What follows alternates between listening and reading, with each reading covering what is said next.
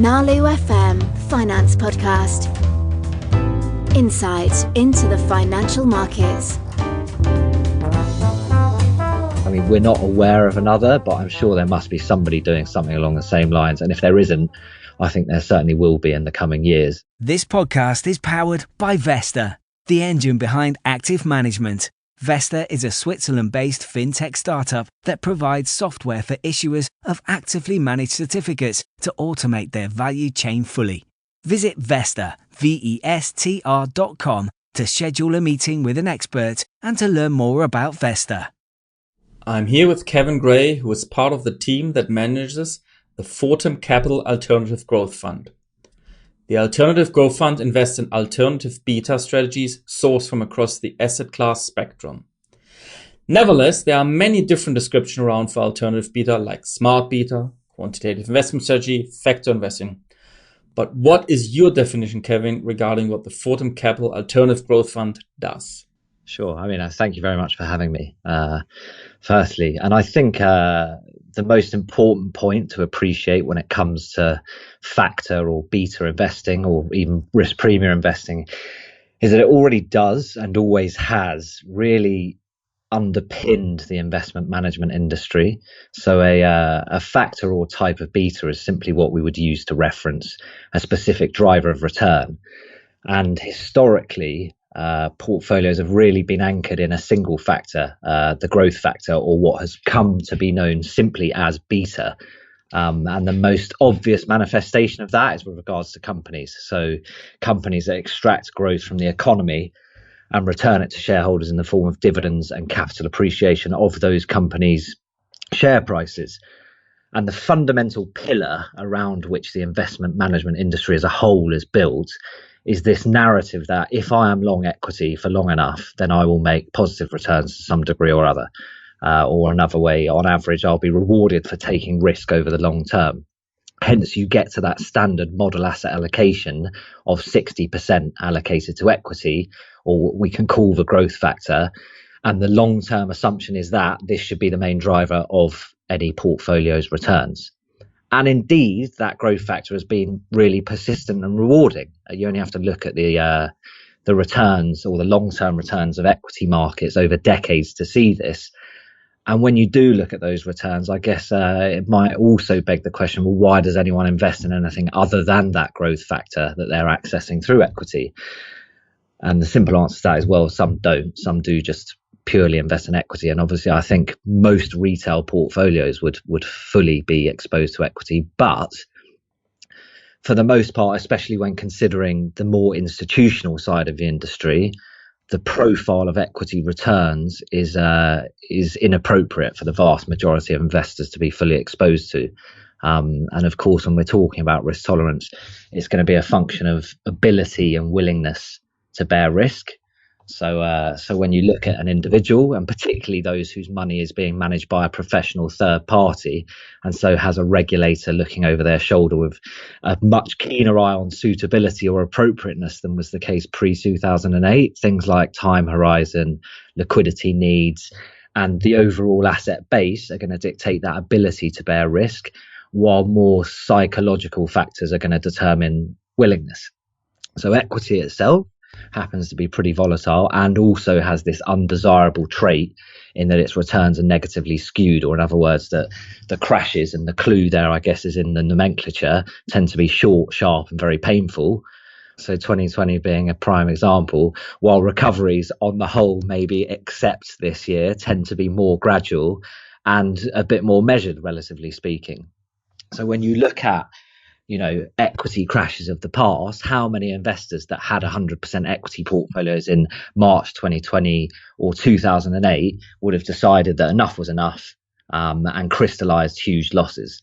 And that unfortunate trait of human nature is that those same investors that called it a day would likely, on average, finally succumb to re-entering the market at a later date at much higher levels, because nobody likes seeing their neighbor getting rich while they're not. So you've got to this point where the industry as a whole is desperately searching for ways to meaningfully diversify its exposure to equity beta or to growth. And this is where we come to these alternative sources of beta, or just alternative beta or factor investing. And what kind of other factors are there out there? So the other factors, I think listeners will have certainly heard of them and likely be familiar with a number of them. But you've got things like value, momentum, quality, carry, volatility, and then perhaps maybe less familiar with some other risk premia like curve trades and congestion trades. The overarching point is that there are these alternative sources of beta that do share that similar persistence quality to equity or market beta, but that have no correlation whatsoever to it or indeed to each other. And as the industry as a whole grapples with the fact that its go-to diversifier no longer actually diversifies its major exposure, it makes sense really that this form of investing and all of these sort of buzzwords are gaining in popularity and notoriety. How do you then apply this into your Fortem Capital Alternative Growth Fund, and what kind of sources of beta do you try to tap into to generate these returns that you are trying to achieve here? I think the first thing is that what the fund actually aims to do is to provide positive return, and it will be in the region of 4 to 5% annualized over the medium to long term, with low volatility, which we would consider to be 2 to 3% realized, and crucially negligible correlation to traditional asset classes. And that, I think, that compares very starkly to an equity portfolio that maybe it makes 7 to 10, but has probably 17 to 20% volatility. Yeah, I completely. And also, I mean, one of the reasons you can do this with low volatility is some of these strategies inherently are very low volatility, but the lack of correlation of the individual strategies within the fund brings the volatility itself down. And I think, you know, you mentioned equities and that volatility, and as with any investment, I think it's worth mentioning that it's highly unlikely that our alternative growth fund would achieve its objective in a straight line.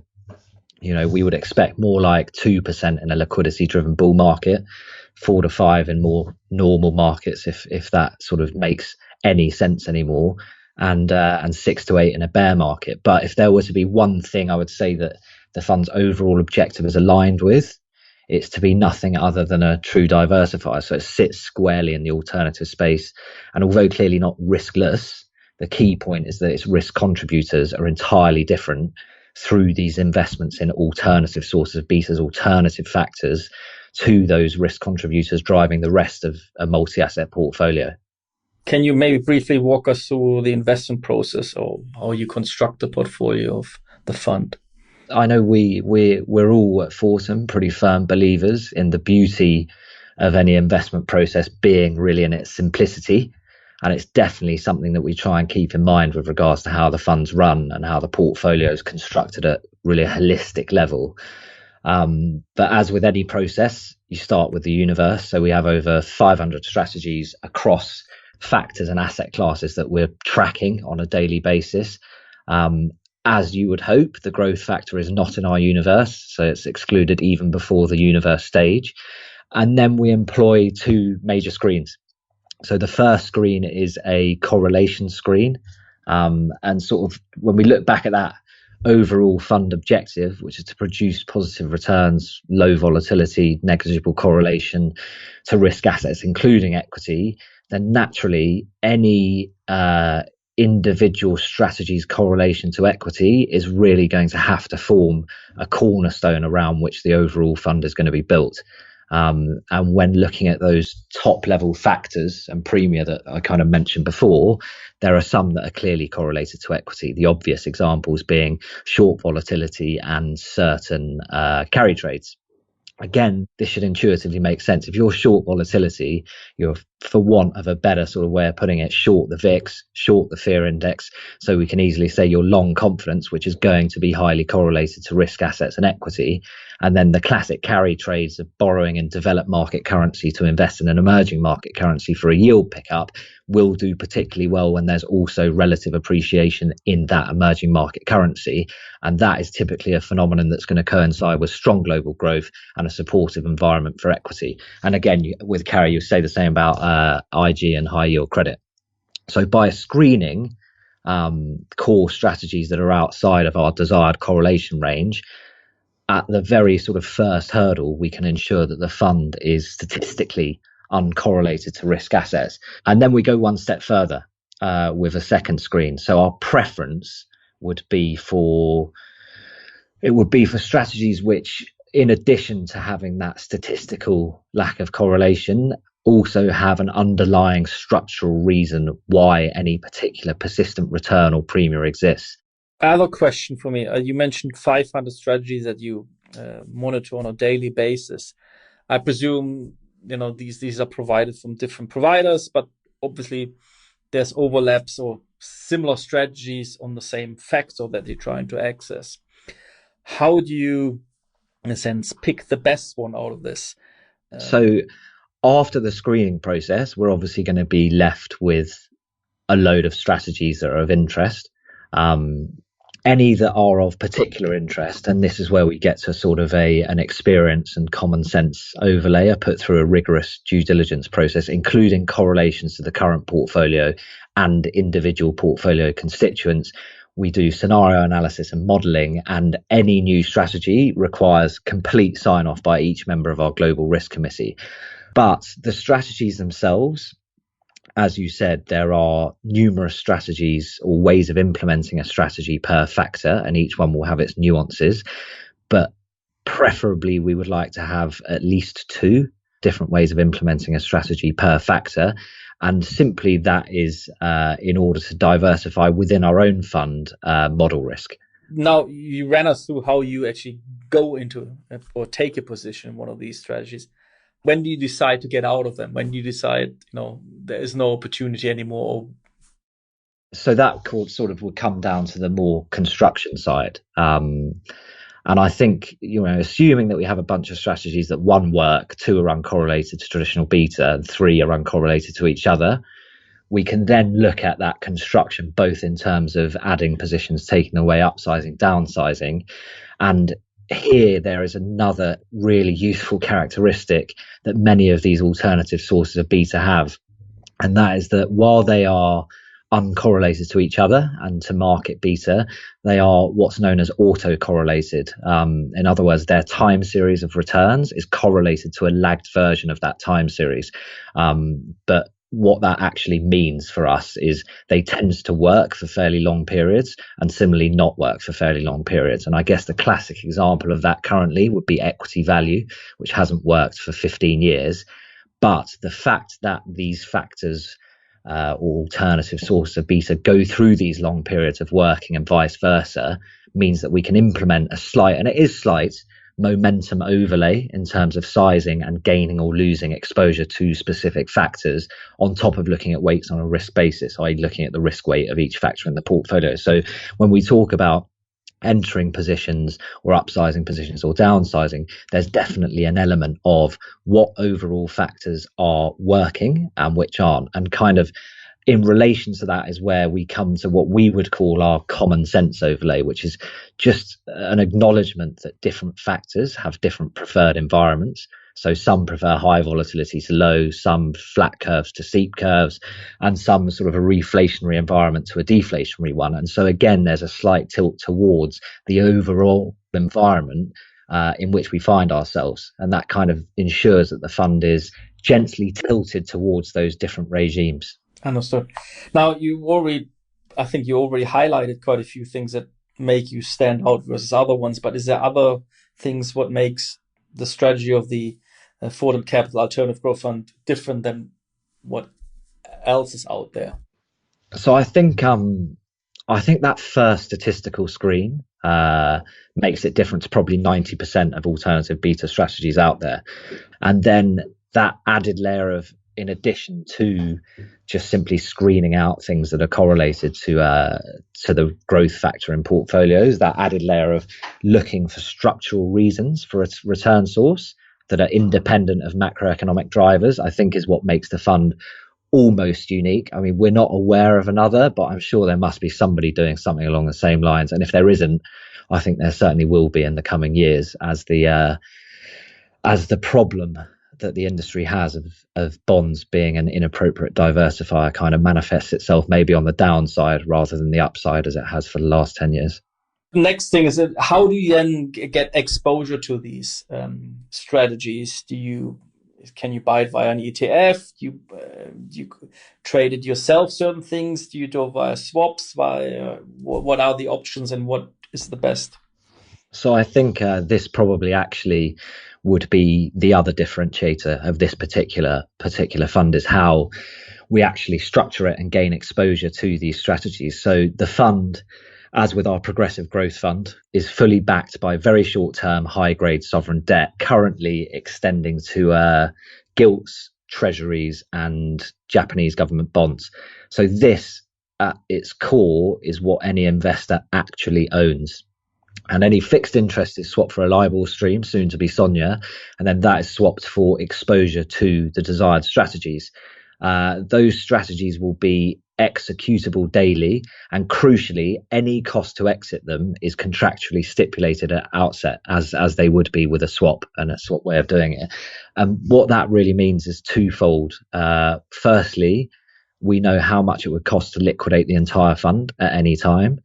And secondly, that cost does not change with either market conditions or with the size of the fund. So capacity and liquidity, which obviously I think are often more important or more questionable in the alternative space than some others. But with regards to this particular fund, capacity and liquidity are incredibly high. And if the worst were to happen and literally the world were to end, then the swaps would simply be cancelled and the fund would be left holding just short-term high-grade sovereign debt. And if that sovereign debt is worth nothing, then I think we're all going to be looking for something else to do other than finance. How long has the fund been going, and a little bit how has it performed over that time? So it launched in May 2019, and I think in the first 18 months of its life, it's probably been subjected to the most volatile, both on the down and upside market that certainly I've ever seen, but I think as close to you would have on record, potentially since the Great Depression. But I think there's no mistake to be made that it's launched into a raging liquidity-driven bull market, just with incredibly heightened volatility. And going back to those expectations that we have of it that I talked about at the beginning, sort of a liquidity-driven bull market we would expect to do in the region of 2% per annum. And to the end of December, it was up just over 3%. So the fund's kind of, from a return perspective, done exactly what we would have expected it to. But I think of equal importance is that it's achieved that return with absolutely no correlation. In fact, a little negative correlation to equity. And while negatively skewed equity crashed downwards in March, the positively skewed strategies in the fund crashed upwards, meaning that in addition to producing sort of positive absolute returns in what was overall its least favored environment, in which equity produced serious positive returns as well, it did best at the time that growth factor or equity in portfolios did worst. And I think essentially that's exactly what you would want from an alternative. So we're pretty pleased with how the first 18 months has gone. No, as promised, that's what it was supposed to do. Last question for you, and I ask everybody this. What is your favorite finance movie, and also why is it your favorite finance movie? It's a pretty easy but fairly unoriginal answer from me, but I think it has to be The Big Short. I think it would be fair to say that I've always been slightly contrarian, possibly in most aspects of my life. So there's undoubtedly some effect from that. But I also think the premise of the film itself can likely be transferred onto the next crisis, the one after that, etc. And actually, recently I heard a quote from the ex-CEO of Nike, Phil Knight, applied to finance, and I can't take credit for it, but I thought it was such a beautiful way of illustrating the nature of crises. And so Phil Knight, the Nike CEO, said that I think he said this in 2000, but he said everyone's looking for the next Michael Jordan on the basketball court when he's walking up the fairway, obviously referring to Tiger Woods. And the comparison was made to investors constantly looking over their shoulder for the next thing that has upset markets previously that's going to sort of manifest itself again. While I think in most circumstances, the cause of the next crisis is likely already unfolding under our noses. Excellent. Thank you. Thank you very much for your time. Thank you, Kevin. Nalu FM Finance Podcast. Insight into the financial markets. This podcast is powered by Vesta, the engine behind active management. Vesta is a Switzerland-based fintech startup that provides software for issuers of actively managed certificates to automate their value chain fully. Visit Vesta, VESTR.com to schedule a meeting with an expert and to learn more about Vesta.